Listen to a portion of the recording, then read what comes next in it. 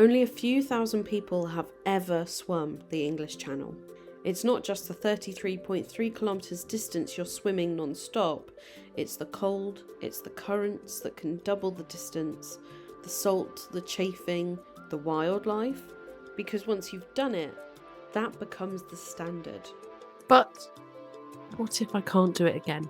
This September, I'll be swimming the Bristol Channel, and along the way, I'll be swimming Ultra Ebury, I'll be doing Ultra Swim 33.3, and I'll be doing a two-way Allswater. And these are some massive challenges. So why?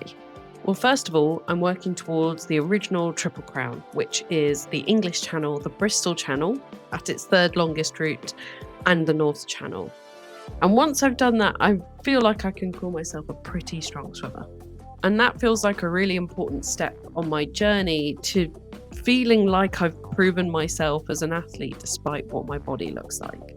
I'm also fundraising for Toucan Diversity. Toucan Diversity is a social enterprise based in Portsmouth towards having disability equality in the UK. I had the pleasure of volunteering with them as a student when I was at the University of Portsmouth almost 10 years ago. At the time, I also met Medisa, who was the founder, who sadly passed away in 2020. Through my time with Medisa, other members of the Toucan Diversity team, as well as my own family, through their eyes, I've been able to see how difficult it is to live with disability in the UK. I've seen my aunt taking the local authority to court to make sure my cousin could have the care she needed whilst at school.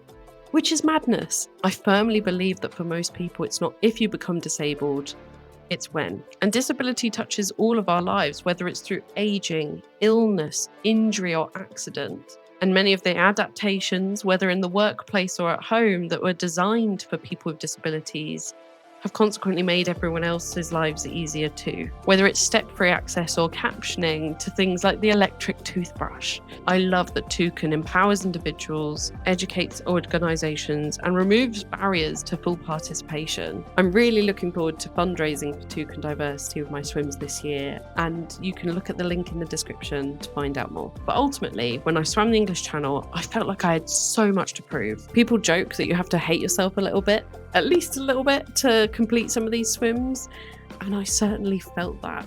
And since I did my English Channel swim, I've been riding on its coattails way too much. I've done talks, I've written blogs, and I've built a whole social following based on a lot of that. And I've been really comfortable. And last year I did 3 swims that were completely based on being lower volume comparatively, being able to have fun in the process and have some sort of novelty to them. The longest was about 18 kilometers and it was a swim to hell. And I did start to think about whether I could do something like the English Channel again. Am I a one-hit wonder? And don't get me wrong, the Bristol Channel has its own challenges. It's got the second largest tidal range in the world, and you have to complete the second longest distance of the Bristol Channel for it to be counted as the original Triple Crown. But I almost think that the issue is that in this process of doing these bigger swims, being able to share my journey, build a community, I actually wonder if do I still hate myself enough to be able to do these swims? Which is wild, because it's a great thing. Do not get me wrong. I feel like I'm the happiest I have been ever. I've achieved something that fewer than 3,000 people have ever achieved.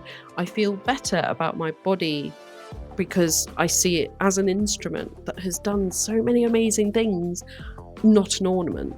And on top of that, I've built a community that sees the good in me even when I don't see it myself. And it makes me wonder if I have the same tolerance for suffering as I did when I swam the English Channel, because I remember lots of positive parts of the swim, but I don't generally recall the parts of the swim that were so tough. And certainly parts of the training especially that were sometimes even tougher. So this is a bit of a test. Can I do swims like this in my newer stage of life? Stick around to find out.